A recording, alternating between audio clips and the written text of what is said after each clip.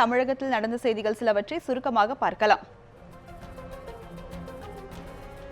விழுப்புரம் மாவட்டம் கள்ளக்குறிச்சி மற்றும் சுற்று வட்டாரங்களில் கத்திரி விளைச்சல் அமோகமாக உள்ள நிலையில் அதற்கு உரிய விலை கிடைக்கவில்லை என விவசாயிகள் குற்றம் சாட்டியுள்ளனர்.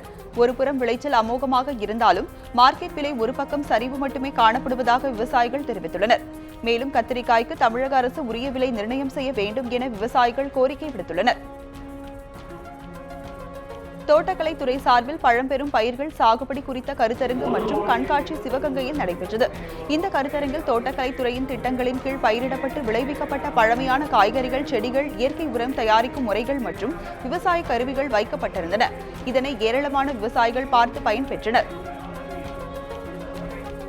கும்பகோணத்தில் நேற்று இரவு பெய்த கனமழையால் விவசாயிகள் மற்றும் பொதுமக்கள் மகிழ்ச்சி அடைந்துள்ளனர். கும்பகோணம் சுற்றுவட்டார பகுதிகளில் கடந்த சில நாட்களாக வெயில் வாட்டி வந்தது. இந்நிலையில் நேற்று இரவு அங்கு திடீர் மழை பெய்தது. சுமார் 1 மணி நேரத்திற்கும் மேல் பெய்த மழையால் சாலைகளில் வெள்ளம் பெருக்கெடுத்து ஓடின மற்றும் குளிர்ச்சியான சூழல் நிலவியது. சேலம் மாவட்டம் எடப்பாடி அருகே மனைவி விற்று சென்றதால் கணவன் விஷமருந்தி தனது 2 குழந்தைகளுக்கும் விஷம் கொடுத்து தற்கொலைக்கு முயன்ற சம்பவம் பெரும் பரபரப்பை ஏற்படுத்தியுள்ளது. அங்குள்ள எடப்பாடி காவடிகானூர் பகுதியைச் சேர்ந்த மாரிசாமிக்கும் அவரது மனைவி சாந்திக்கும் அடிக்கடி மோதல் ஏற்பட்டு வந்துள்ளது. இதனால் சாந்தி தாய் வீட்டில் தஞ்சமடைந்துள்ளார்.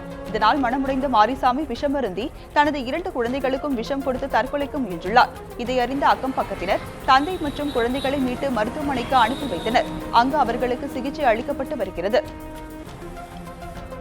திருவண்ணாமலை மாவட்டம் செங்கம் அருகே நடைபெற்ற பச்சையம்மன் கோவில் தீமிதி திருவிழாவில் ஆயிரக்கணக்கான பக்தர்கள் கலந்து கொண்டு நேர்த்திக்கடன் செலுத்தினர்.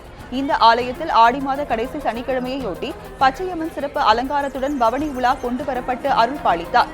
பின்னர் அங்கு நடைபெற்ற தீமிதி திருவிழாவில் பக்தர்கள் கலந்து கொண்டு தங்கள் நேர்த்திக்கடனை செலுத்தினர்.